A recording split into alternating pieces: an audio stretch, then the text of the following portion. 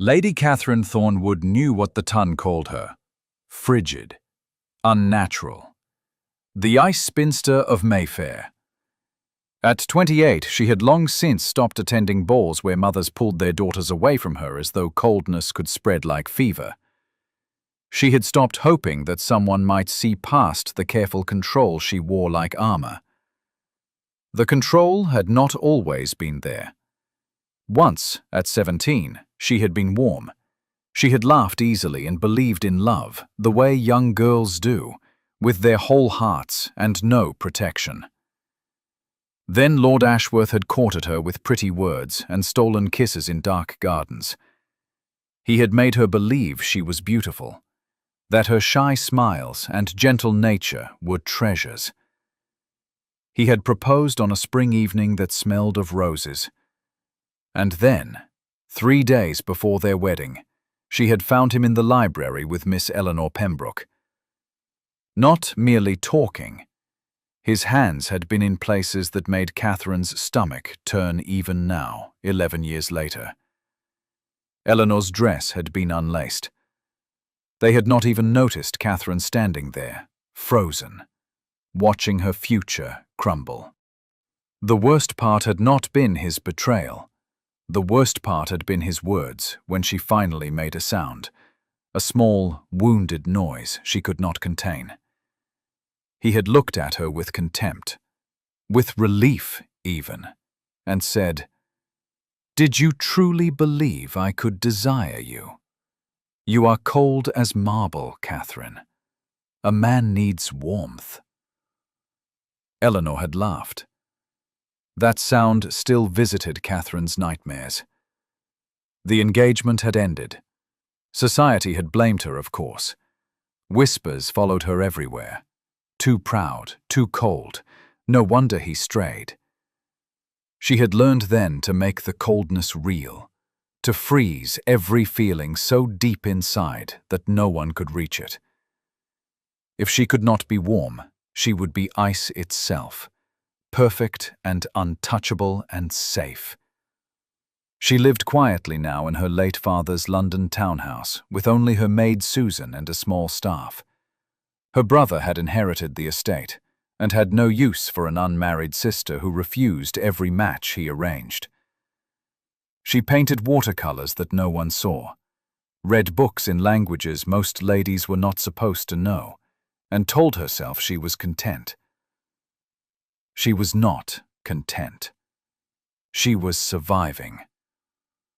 On a cold March morning, survival meant walking through Hyde Park before fashionable society woke. The paths belonged to her in these early hours, frosted and empty and peaceful. She wore a deep blue walking dress and a bonnet that hid her face. The cold air felt clean.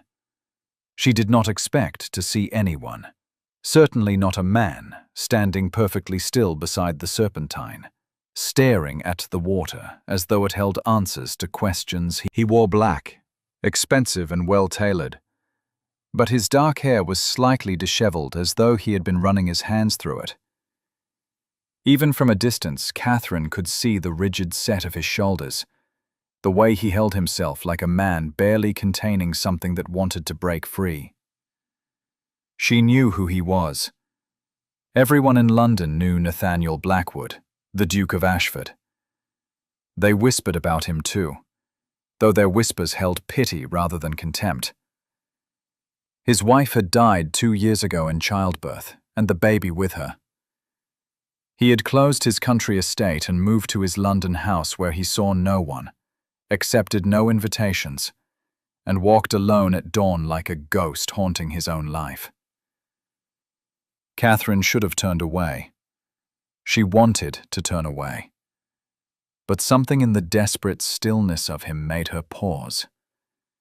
She recognized that particular quality of suffering, the kind that came from holding yourself together when every instinct screamed to fall apart. She was still watching when he moved. One moment he stood there, and the next he had climbed onto the low stone wall that separated the path from the water. His intention was horribly clear. Catherine did not think. She ran. "Stop!" Her voice cracked through the cold air. "Your Grace, stop!" He turned his head, and she saw his face properly for the first time. Handsome, they said of him, though that word felt insufficient for the stark beauty of his features. High cheekbones, a strong jaw, dark eyes that looked at her without really seeing her. He looked carved from the same marble they accused her of being.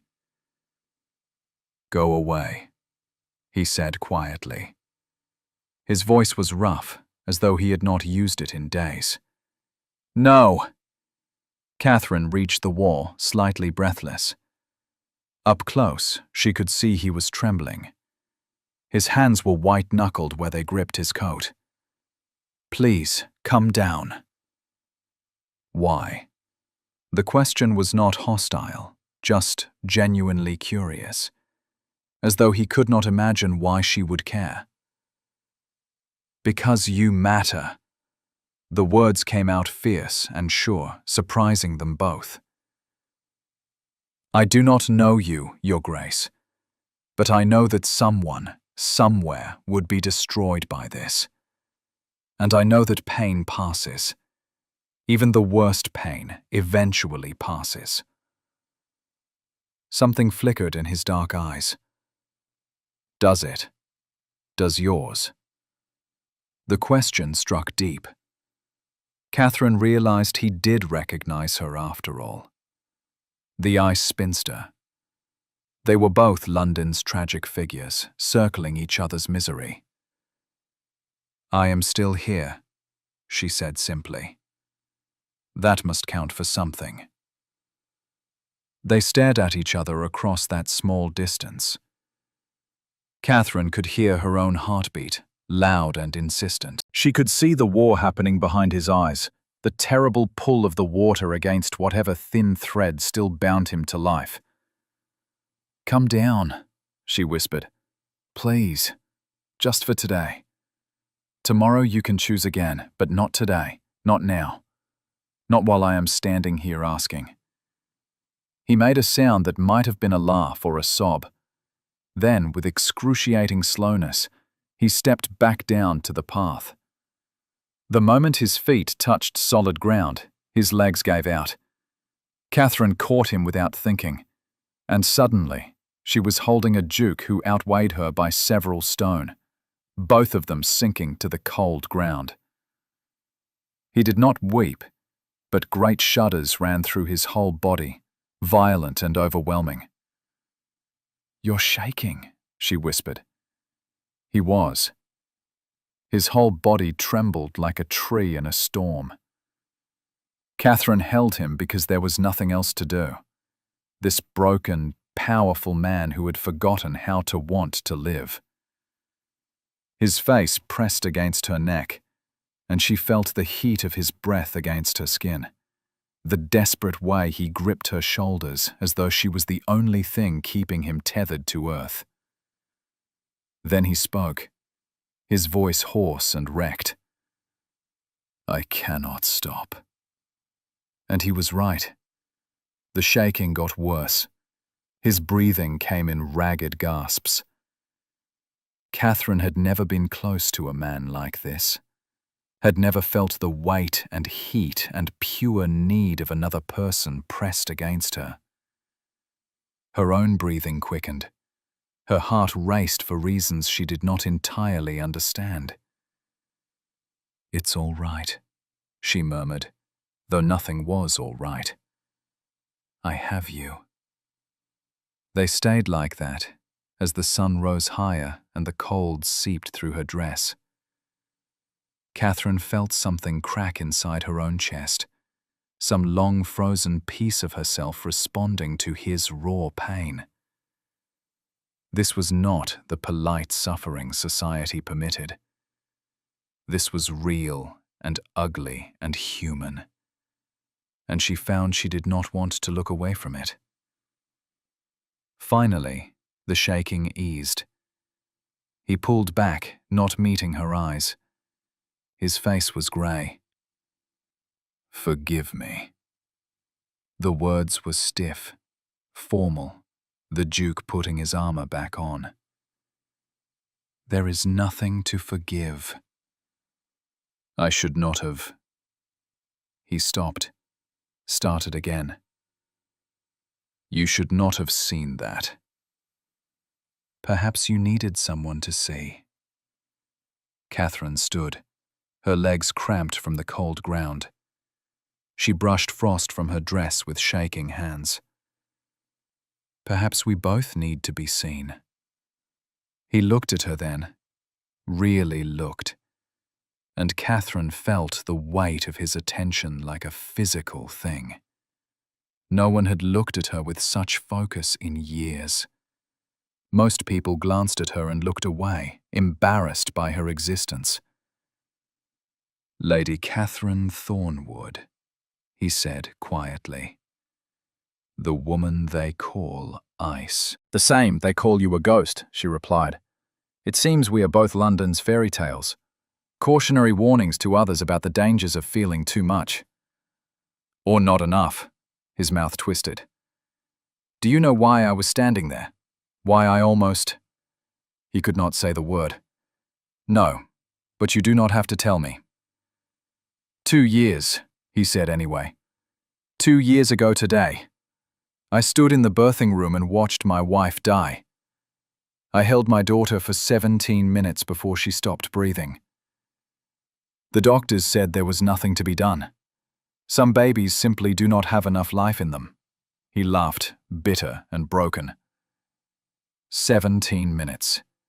I had already named her. Charlotte, after my mother. For 17 minutes I was a father. Catherine's eyes burned. "I am sorry." "Everyone is sorry. Sorry does not bring them back." He looked at the water again. "I thought I could bear it. I thought if I simply kept going, kept breathing, the pain would fade. But it has not faded. Every morning I wake and remember they are gone. And every morning I wonder why I am still here when they are not." "Because you are," Catherine spoke firmly. "You are here. That is reason enough." "Is it?" He focused on her again with those 2 dark eyes. "Is it reason enough for you?" The question pierced her careful defenses. She wanted to say yes. She wanted to believe it. "Most days," she admitted. "Some days I have to choose it, hour by hour. But I keep choosing." Something shifted in his expression. Not warmth, not yet, but perhaps the possibility of it. "You stopped me," he said slowly. "Why did you stop me?" "Because someone should have stopped me once." The confession surprised her. She never spoke of that night 6 years ago when she had stood on her balcony and looked at the stones below and wondered if falling would hurt less than staying. "No one did. I chose to stay on my own. But I think perhaps I would have liked someone to tell me I mattered." "You did." His voice was rough again. "You told me I mattered." "You do." They stood in the growing light. 2 broken people who had found each other at the edge of despair. Catherine knew she should leave. This was improper, dangerous even. She was alone with a man, and though London might pity the mad Duke, they would destroy her if this became known. But she did not leave. "Walk with me," she said instead. "Just a little way. Before the world wakes up and we have to be the people they think we are." He hesitated, then nodded. They walked slowly around the Serpentine, not touching but close enough that their sleeves brushed occasionally. Neither spoke. There was nothing that needed to be said. When they reached the park gates, he stopped. "I do not even know how to thank you." "Then don't. Just promise me you will see tomorrow's dawn, and the one after that." "Why does it matter to you?" His eyes searched her face. "You don't know me." Because I know what it costs to keep living when living hurts. Because you reminded me that I am not as frozen as I pretend to be. Catherine felt heat in her cheeks, strange and unfamiliar. Because maybe we both need someone who understands. Lady Catherine. He spoke her name carefully, as though testing the weight of it. I find myself in your debt. No debt. She managed a small smile. Just a promise. Dawn tomorrow. Dawn tomorrow, he agreed. They parted there at the gates. Catherine walked home through streets beginning to fill with vendors and servants. She felt strange, unsettled, as though something inside her had shifted in a way she could not name. Susan met her at the door with worried eyes. "My lady, you were gone so long. I was about to send for—" "I am well." Catherine removed her bonnet with trembling fingers. "I am perfectly well." But she was not well. She was confused and shaken and alive in a way she had not felt in 11 years. The Duke's face stayed with her as she changed from her damp dress, as she sat through breakfast not tasting her food, as she tried to paint and found her hands too unsteady to hold the brush properly. She kept thinking about the weight of him against her, the desperate trembling she had felt in his body. She kept thinking about the way he had looked at her, really looked, as though she was real and solid and worth seeing. That night, she dreamed of dark eyes and rough voices and the dangerous feeling of being needed.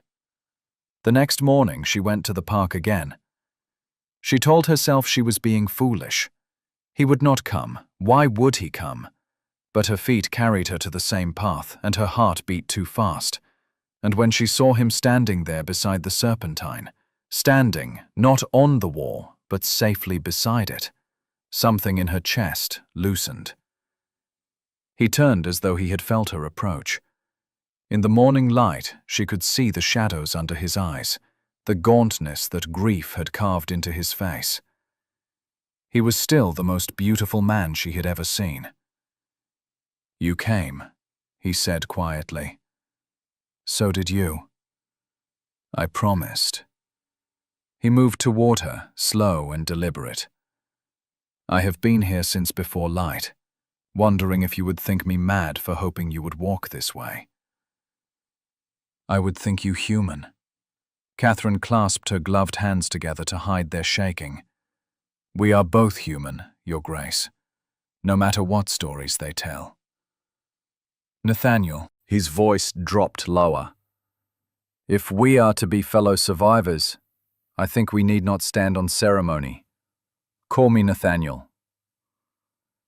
The intimacy of his given name felt dangerous. "Then you must call me Catherine." "Catherine." He said it slowly, and she felt the sound of her name in his voice all through her body, warm and strange and terrifying. "Will you walk with me again?" They walked. As the days passed, they kept walking. Every dawn found them at the park, two solitary figures moving through the mist and cold. They spoke little at first, but slowly words came. He told her about his wife, about the marriage that had been arranged but had grown into genuine affection, about the joy when they learned a baby was coming, and the horror of that last night. Catherine told him about Ashworth, about the library and the shame and the long, cold years after, about learning to be ice, because ice could not be hurt again. "But you are not ice," Nathaniel said one morning, startling her. "They are fools if they think you cold. I have seen your warmth." "You have seen my pity." "No."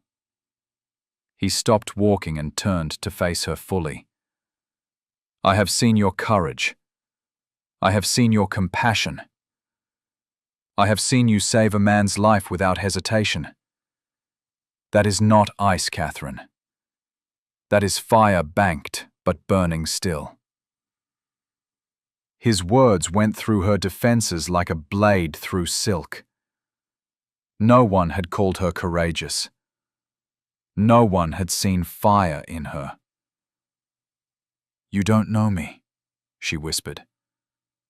"Then let me." He reached out slowly, giving her time to move away, and took her gloved hand in his. Even through the layers of fabric, she felt the warmth of him. "Let me know you. I find I want to. I find I want something again. And I had thought myself beyond wanting." Catherine's heart hammered against her ribs. This was dangerous. This was everything she had protected herself against for 11 years. Wanting led to pain. Hope led to heartbreak. She should pull away, make excuses, stop these dawn meetings before they became something she could not control. But she did not pull away. "I am afraid," she admitted. "So am I." His thumb traced a small circle on the back of her hand. Such a tiny movement that sent shivers up her arm. "But I am tired of being only afraid. Are you?" Yes. She was so tired of it. Tired of the endless grey safety. Tired of protecting a heart that ached with loneliness even while she denied wanting connection. She was tired of ice. "What are you proposing?" The question came out breathless. "I don't know." Nathaniel's honesty was painful and precious. "I know only that I wake thinking of you, that these hours are the only ones I do not spend wishing I could stop existing. That when I look at you, I remember what it felt like to be alive." "That is not love," Catherine said, though she wanted it to be. "That is gratitude." "Perhaps." He lifted her hand to his lips and kissed her knuckles through the glove. The gesture was old-fashioned, proper even, but it made her knees weak. Or perhaps it is the beginning of something that could become love, if we are brave enough to let it. Catherine knew the sensible answer. She knew what the cold part of her demanded she say. But standing there with her hand in his, feeling wanted and seen and real for the first time in so long, she could not be sensible. "I don't know how," she confessed. "I have forgotten how to be anything but careful." "Then we will learn together." Nathaniel's dark eyes held hers. "Catherine, I am not asking you to love me. I am not asking for promises or forever. I am asking only if you would consider spending time with me beyond these dawn walks. Let me call on you properly. Let me court you as you should have been courted. Society, damn society." The fierceness in his voice surprised them both. "Forgive me, but damn what they say. They have already buried us both. Let them talk. I find I no longer care." Catherine should care. She should protect her reputation, the small, cold safety she had built. But looking at Nathaniel, at the hope beginning to kindle in his grief-marked face, she found she did not want safety anymore. "Yes," she breathed. "Yes, call on me. Court me. We will let them talk." His smile started small and grew, transforming his face.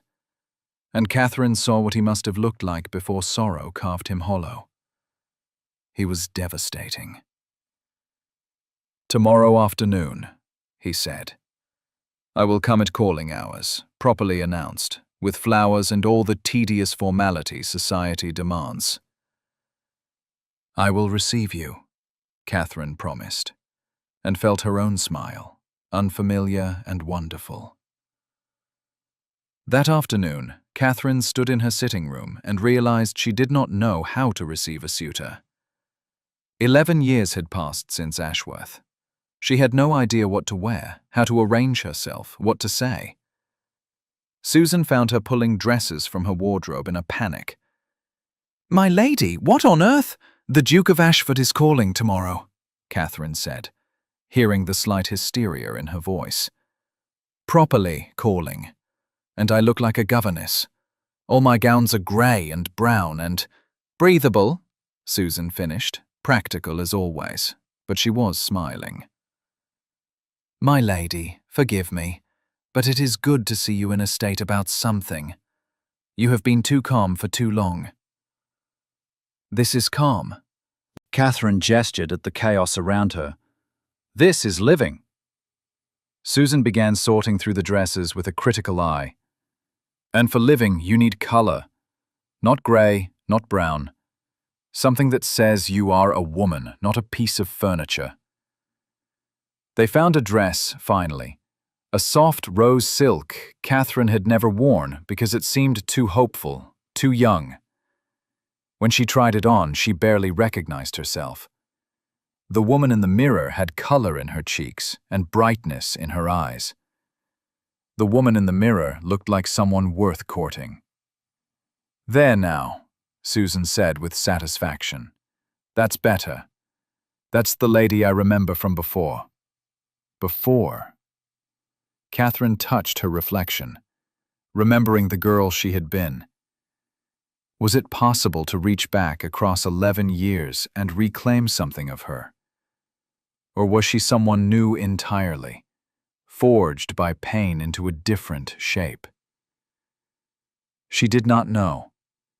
But tomorrow, when Nathaniel called, she would wear rose silk and find out. He arrived precisely on time, announced by her flustered butler who had nearly forgotten how to show a gentleman into the sitting room. Catherine stood as Nathaniel entered, and felt her breath catch at the sight of him in formal day dress, dark coat, and perfectly tied cravat, looking every inch the powerful duke he was. But his hands shook slightly as he held out a bouquet of white roses. "Lady Catherine, thank you for receiving me." "Your Grace."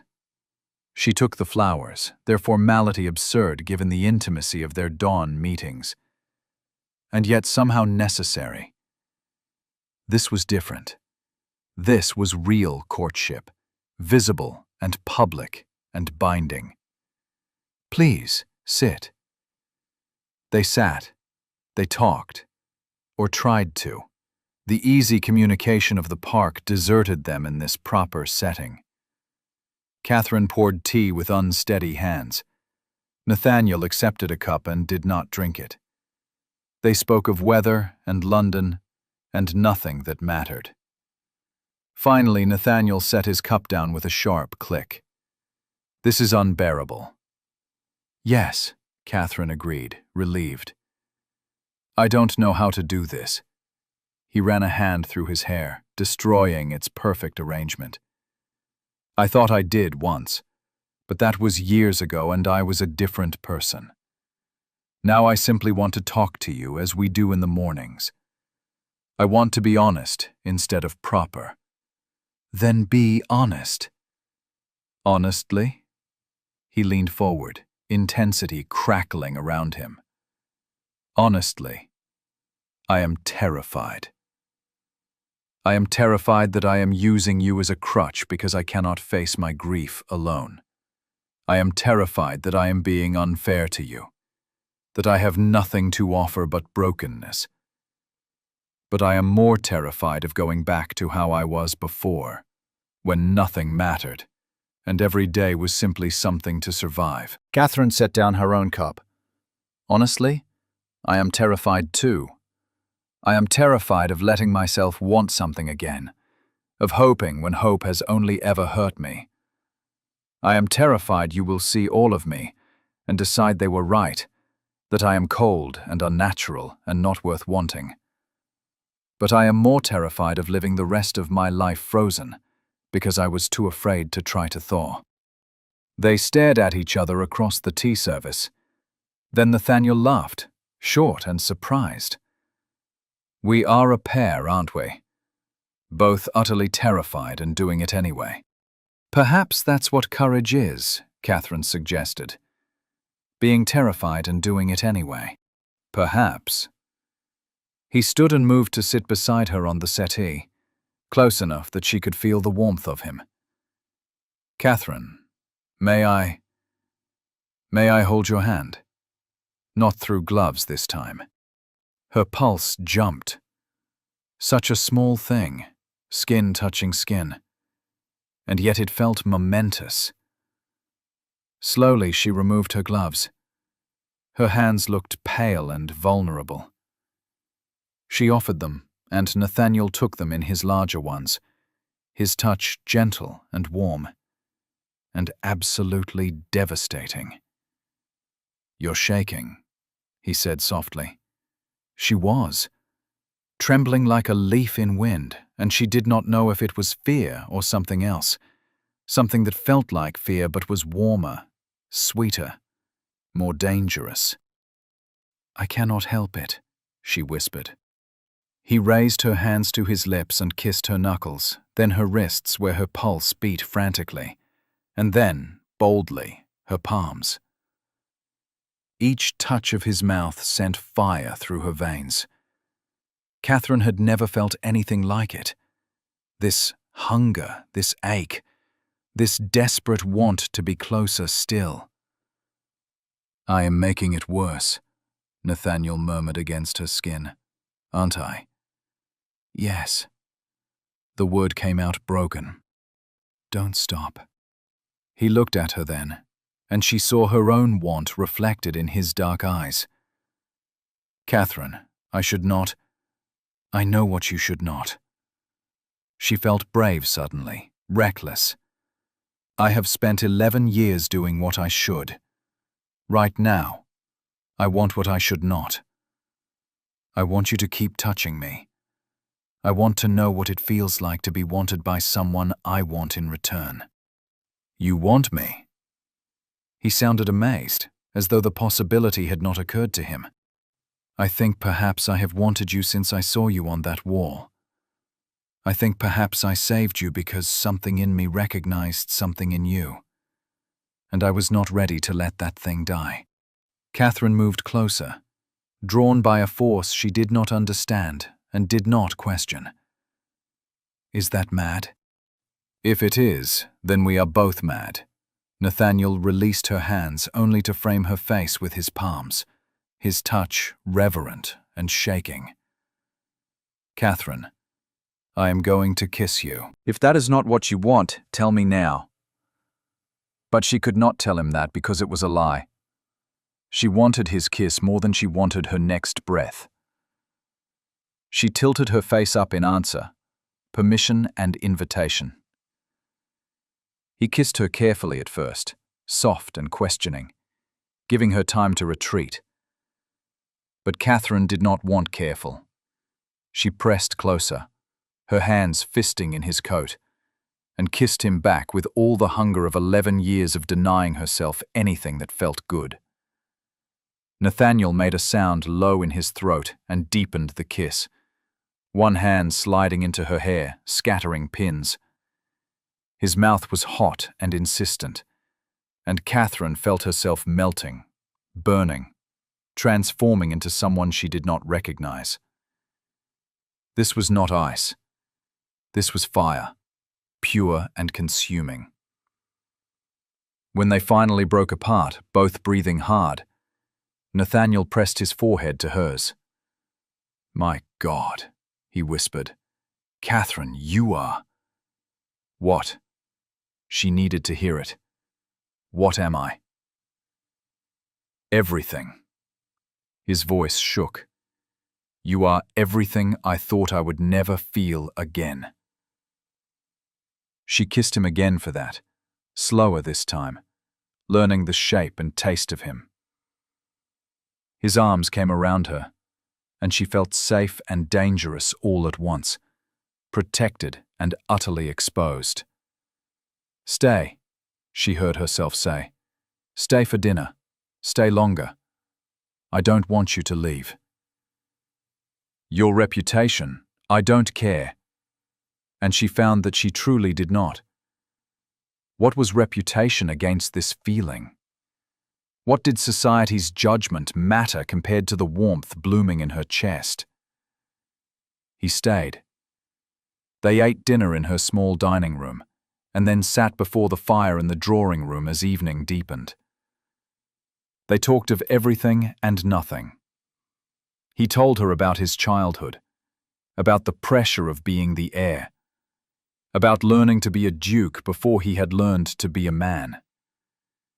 She told him about her mother's death when she was 12, about her father who had loved her, but not known how to show it, about her brother who found her an embarrassment. He wanted me to accept Lord Pemberton's suit last year, Catherine said, staring into the flames. Pemberton is 63 and has already buried 2 wives. But he has a title and money, and my brother thinks I should be grateful anyone would want me. Nathaniel's hand tightened on hers. Did you consider it? For about 5 minutes. Then I remembered I would rather die alone than live with someone who saw me as a burden he was nobly taking on. She looked at him. Does that make me proud? That makes you wise. He lifted her hand to his lips again, and she thought she might never tire of that gesture. You deserve better than noble tolerance, Catherine. You deserve to be wanted for yourself, not accepted in spite of yourself. Do you want me? The question was bold, but she needed to hear the answer.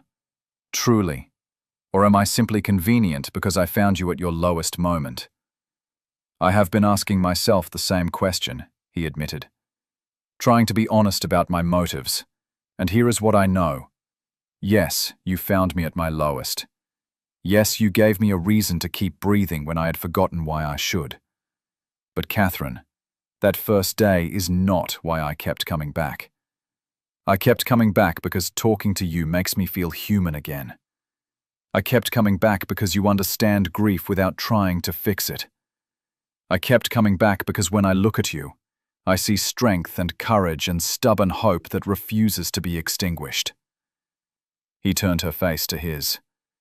I kept coming back because somewhere between dawn and daylight I started falling in love with you.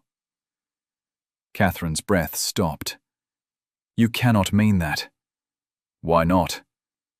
Because people don't fall in love that quickly. Because you barely know me. Because you have convinced yourself no one could love you? His thumb stroked her cheek. That is the lie Ashworth taught you. It is not truth. The truth is that you are extraordinary, and I am falling in love with you. And I think perhaps you are falling in love with me too. And that terrifies us both so much we keep trying to find reasons why it cannot be real. It's too fast, she protested weakly. Perhaps. Or perhaps when you have lived as close to death as we both have, you learn to recognize life when you finally find it. He kissed her forehead, her temples, her closed eyelids. I am not asking you to love me back yet. I am telling you what is in my heart. You can do with that what you will. Catherine felt tears slip down her cheeks. I don't know how to do this. I don't know how to let myself believe this is real. Then believe this. Nathaniel drew her into his arms, and she went, willingly, curling against his chest like she belonged there. His heart beat steady beneath her ear. Believe that I am here, that I chose you, that I will keep choosing you. They stayed like that as the fire burned low. Catherine felt herself drifting, safe and warm for the first time in so long. She was nearly asleep when she felt Nathaniel's lips against her hair. I should go, he murmured, before I fall asleep here and truly destroy your reputation. Let them talk. Catherine did not want to move, but she forced herself to sit up, to be sensible. When will I see you again? Tomorrow, and the day after, and the day after that. He stood reluctantly, and she rose with him. At the door, he paused. "Catherine, I want to do this properly. I want to court you as you deserve. But I also want—" He stopped, jaw tight. "What?" "I want more than dawn walks and proper calling hours. I want to fall asleep with you in my arms. I want to wake with you beside me. I want—" He broke off, breathing hard. "Forgive me. That is too much too soon." But it was not too much for Catherine. She wanted those things too, wanted them with a fierceness that shocked her. "Then marry me," she heard herself say. Nathaniel went very still. "What?" "Marry me." Catherine felt wild and brave and terrified. "If we want the same things, if we are both so tired of being alone, if this is real, then marry me. Not someday, now, soon, before fear makes us cautious again." "Catherine, I know it seems mad. I know society will call it improper and strange. But we are already improper and strange, Nathaniel. We are already the people they whisper about. So let us give them something to really talk about. Let us choose each other and be happy. And let that be enough." He stared at her with something like wonder.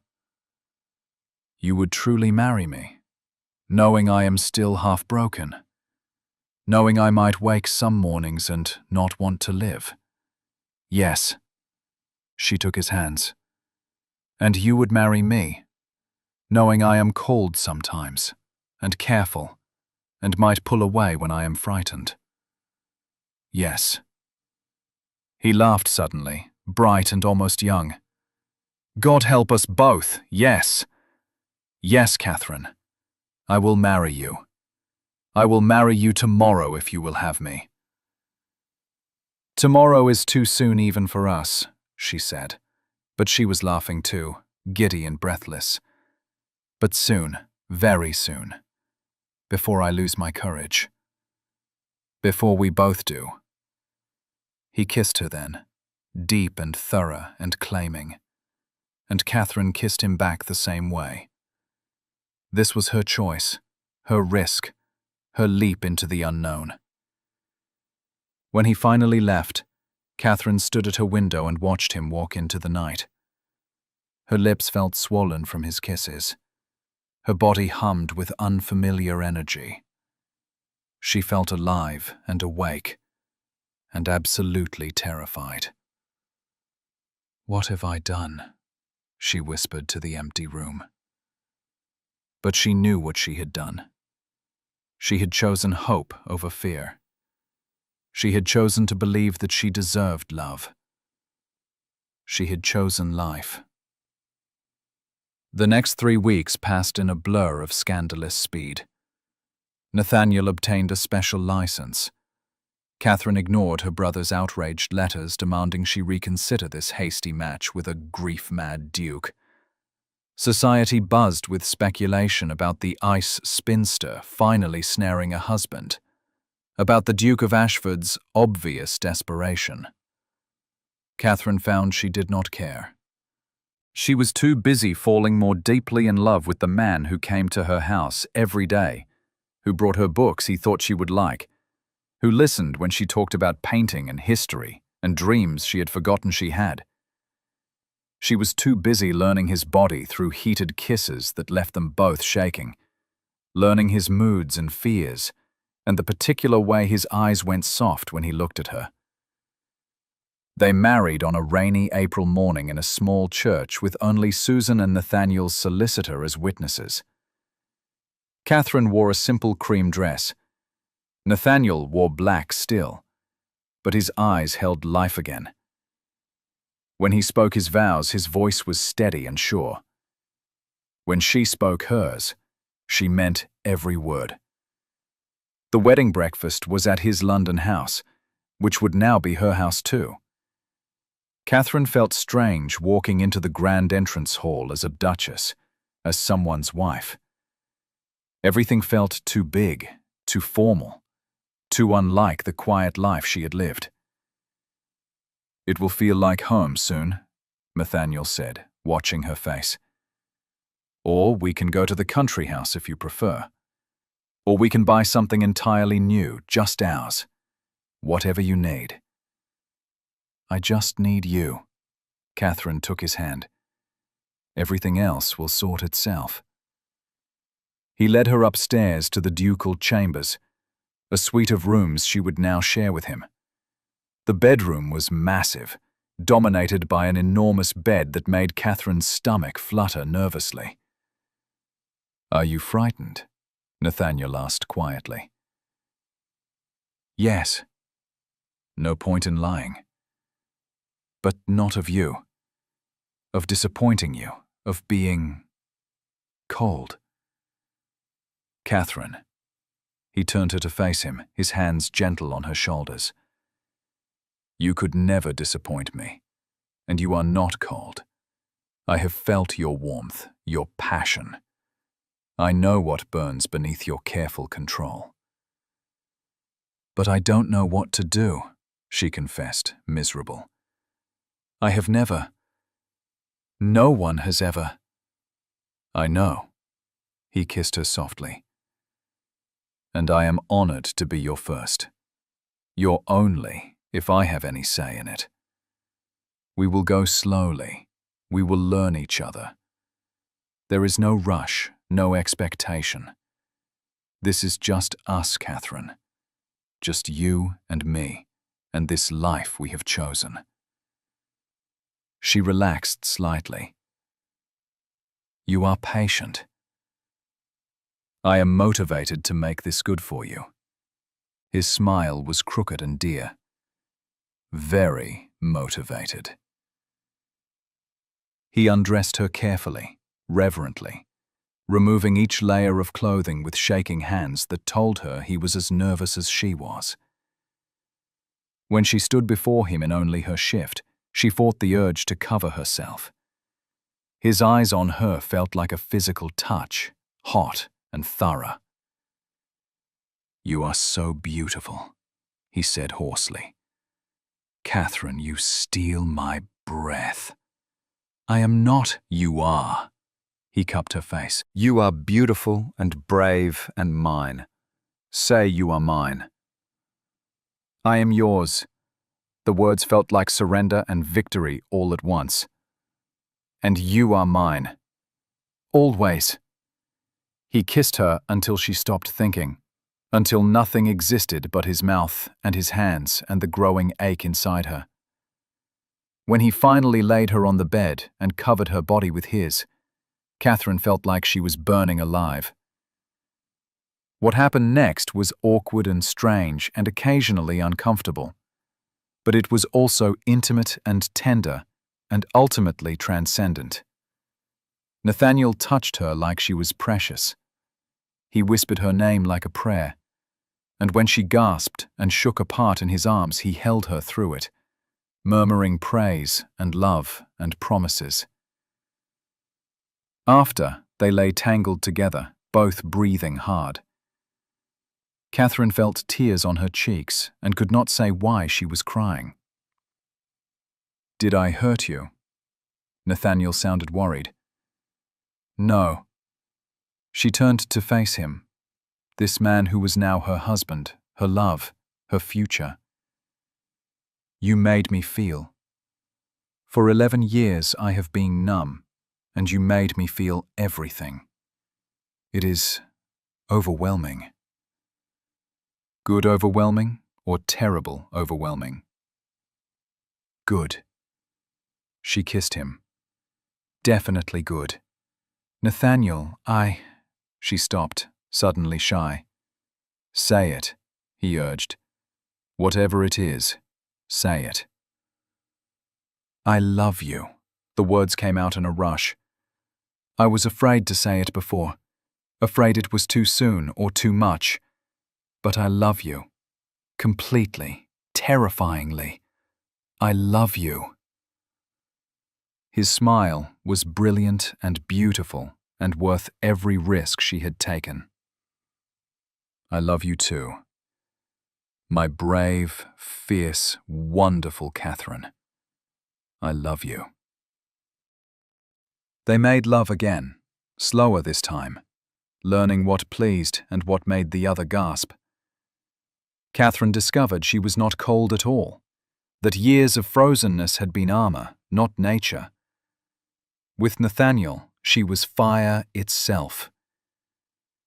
The weeks that followed were the happiest of Catherine's life. They stayed mostly at the London house, learning to be married, learning to be happy. Society gossiped about their hasty wedding and speculated about whether the Duchess was already with child. Catherine ignored them. She was too busy being loved. But happiness, she learned, was fragile. It shattered on a Tuesday afternoon when Nathaniel's mother, the Dowager Duchess, came to call. Catherine had been dreading this meeting. The Dowager had loved Nathaniel's first wife. Everyone had loved Victoria. How could Catherine possibly measure up? The Dowager was a tall, imposing woman with Nathaniel's dark eyes and a spine like iron. She swept into the drawing room and looked at Catherine as though she was a particularly offensive piece of furniture. "So you are the creature who trapped my son into marriage," she said without preamble. Catherine felt ice flood her veins. "Your Grace, I assure you." "You assure me nothing. I know what you are. A desperate spinster who saw an opportunity and seized it. My son was vulnerable, grieving, and you exploited that." The Dowager's voice was cold and cutting. Victoria was a true lady, refined and gentle and perfect in every way. You are a poor shadow grasping for what you could never deserve.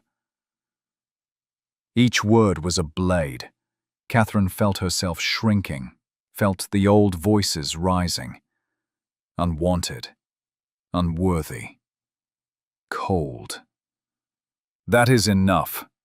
Nathaniel appeared in the doorway, his face thunderous. "Mother, you will apologize to my wife immediately." "I will not." The Dowager drew herself up. "Nathaniel, this woman is not worthy of you. She is not worthy of the title Victoria bore with such grace." "Catherine is my wife." Nathaniel's voice was steel. "She is my choice. And she is worth 10 of anyone else in this world. If you cannot treat her with respect, you are not welcome in this house." The Dowager's face went white. "You would choose her over your own mother?" "I would choose her over anyone." He moved to Catherine's side, taking her cold hand in his warm one. "Because she chose me when I was broken. Because she saw me at my worst and loved me anyway. Because she makes me want to be better. So yes, Mother, I choose her. Every time. Without question." The Dowager stared at them both. Then, with a sound of disgust, she swept from the room. The front door slammed behind her. Catherine found she was shaking. "I am sorry. I have driven a wedge between you and your mother." "No." Nathaniel pulled her into his arms. "She did that herself with her cruelty. Catherine, look at me." She raised her eyes to his. "You are not a creature. You are not desperate. You did not trap me. You saved me. And I am grateful every single day that you did." He kissed her forehead. "Do not let her poison make you doubt us." But the poison had found its mark. That night, as they lay in bed, Catherine could not stop thinking about the Dowager's words. Victoria was perfect. How could she compare? How could she be enough? "You are thinking too loud," Nathaniel murmured against her hair. "I can hear the wheels turning." Was she really so perfect? Catherine asked. Victoria. Nathaniel was quiet for a long moment. Victoria was good and kind and gentle. She was everything a duchess should be. But Catherine, she was not you. She did not challenge me, or argue with me, or make me laugh the way you do. She was a comfortable companion, but you are fire in my veins. You are the breath I need to keep living. There is no comparison because you are not competing. She was my past. You are my future. I am afraid I will always be compared to her, Catherine confessed. That I will always be found wanting. Then they are fools. He turned her to face him in the darkness. And we will ignore them, as we have always done. We are good at ignoring fools.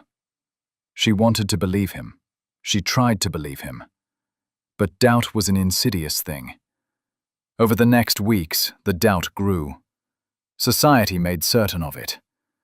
At the few events they attended, Catherine saw the pitying looks, heard the whispered comparisons.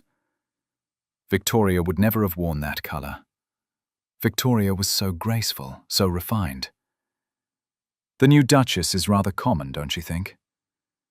Catherine began to withdraw. She grew careful again, cold again, trying to mold herself into whatever shape would make her acceptable. She stopped arguing with Nathaniel, stopped laughing freely, stopped being the woman he had fallen in love with. It took him 3 weeks to confront her. "Who are you?" he demanded one evening, after she had agreed with him about something for the 5th time that day. "Where is my Catherine? The woman who challenges me, and fights with me, and tells me when I am being ridiculous." "I am being a proper duchess," Catherine said quietly. "Like Victoria." "I don't want Victoria." His voice rose. "I buried Victoria, Catherine. I grieved for her and I will always love what we had. But I married you. I chose you. And now you are trying to disappear yourself, and I will not allow it." "You will not allow it?" The old fire sparked. "You do not command my feelings, Nathaniel." "No, but I command your honesty." He grabbed her shoulders. "What happened? What changed? Because 3 weeks ago you were happy, and now you are this pale ghost, trying to be someone you are not. Talk to me." "I cannot be her." The words exploded out of Catherine, raw and wounded. "I cannot be perfect and graceful and everything she was. I am cold and strange and difficult, and everyone knows it, and I see the pity in their eyes when they look at you. Poor Duke of Ashford, trapped with the ice spinster when he had an angel before." "Catherine, no!" She pulled away. "I am trying, Nathaniel. I am trying so hard to be what you need, what everyone expects. But I am failing. I will always be failing because I am not her." "I know you are not her." Nathaniel's voice cracked. "I know you are you, and that is who I fell in love with. Catherine, you are breaking my heart. Watching you try to murder everything that makes you extraordinary is destroying me." "Then perhaps you should have married someone else." The words were bitter and final. "Someone who would not embarrass you. Someone perfect. I married the woman I love." He took her face in his hands, forcing her to meet his eyes. "But I cannot fight for us alone. If you have decided to believe their poison over my truth, if you have decided to be the cold, untouchable thing they call you, rather than the warm, brave woman I know, then I do not know how to reach you." He left her standing there. She heard him take the stairs 2 at a time, heard the door to his study slam. And Catherine stood in the empty drawing room and felt her heart crack apart.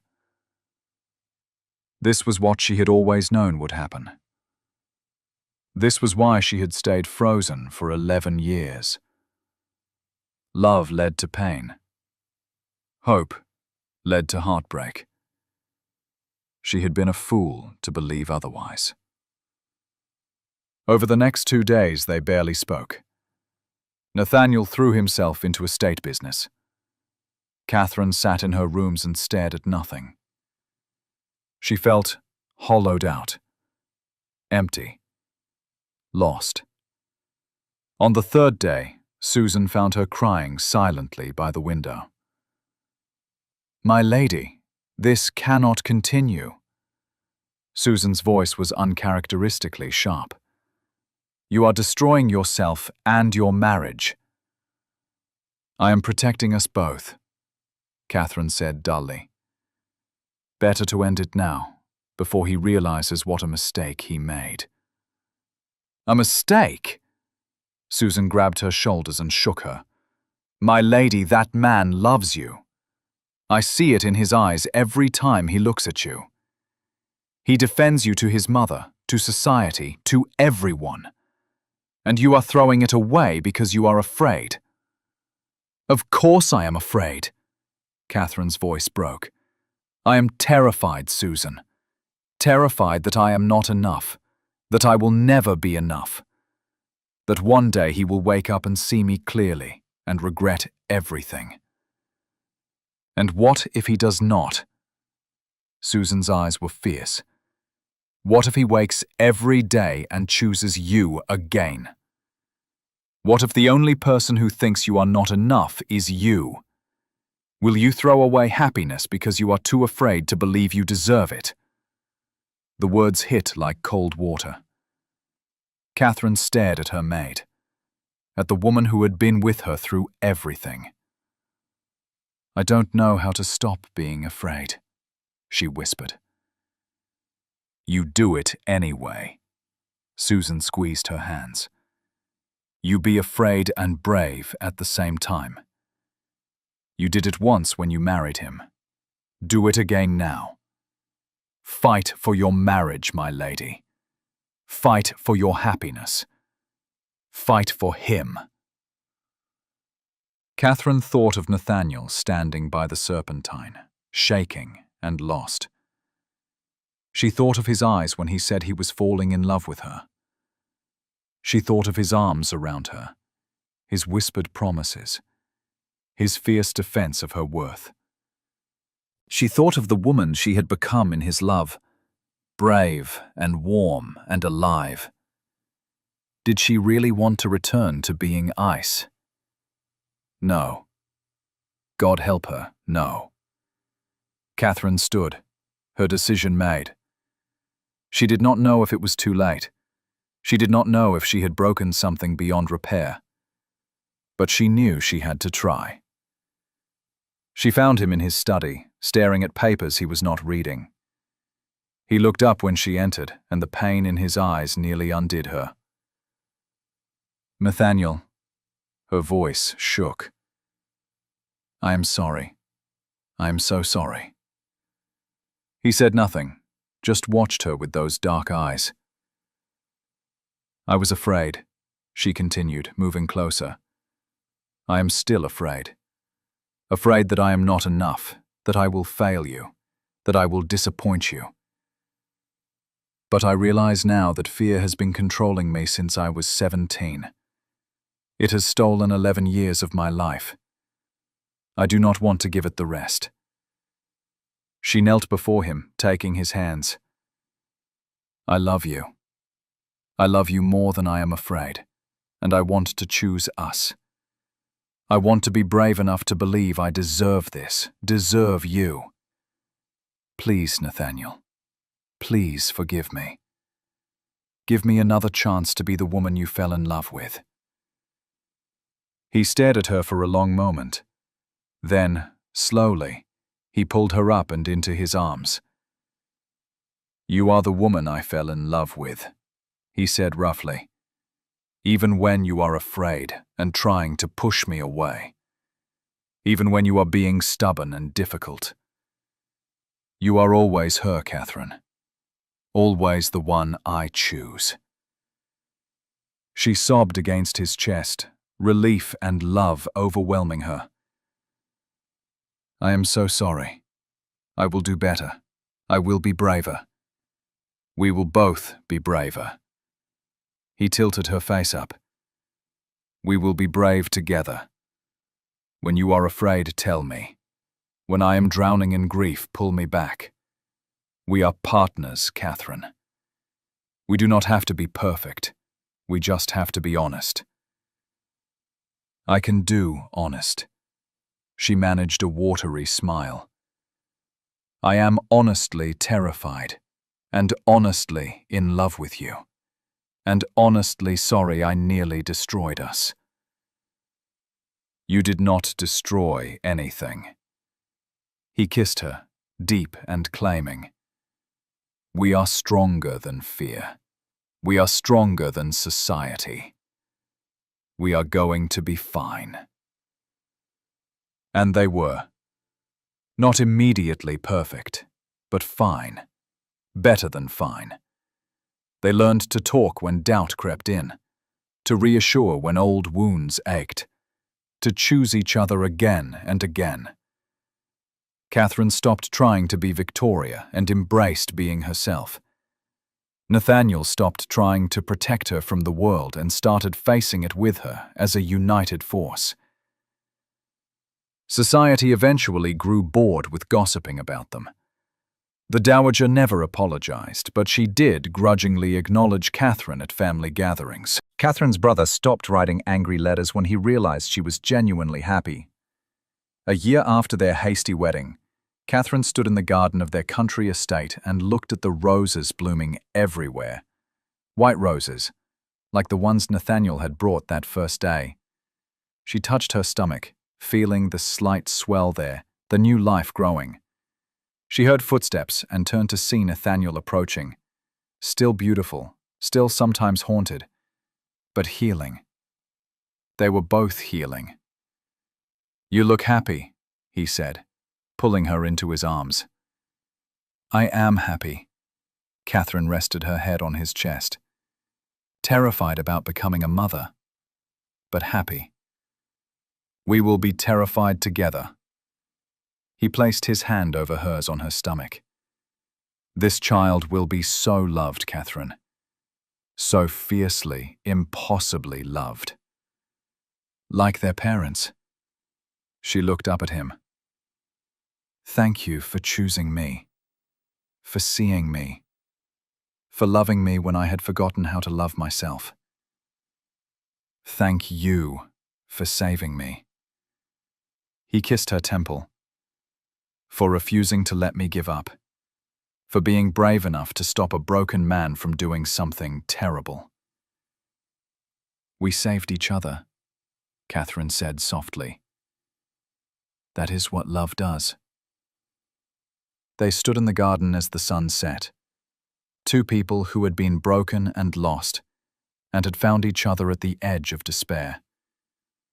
They had chosen love over fear, hope over safety, life over merely surviving. And they lived, truly lived, happily ever after.